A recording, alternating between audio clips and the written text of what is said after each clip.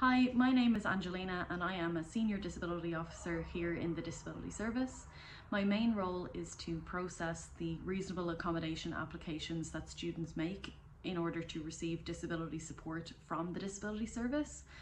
I also assess and oversee the accommodation bursary process,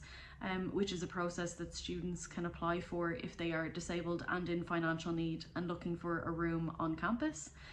I also would support the accommodation office with residential accommodations that come in and look at the disabled students who need a room based on the impact of their disability. And one other role that I carry out is I would ensure that students who have personal emergency evacuation needs have a plan in place so that they can feel safe in college.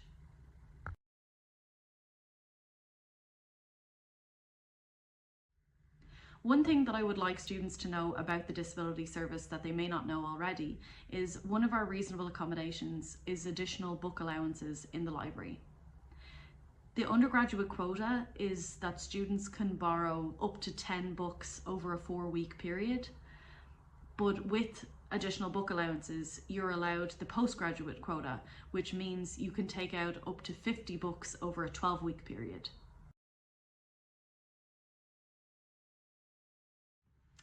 I wanted to work for the Trinity Disability Service because the student voice is really important to us here,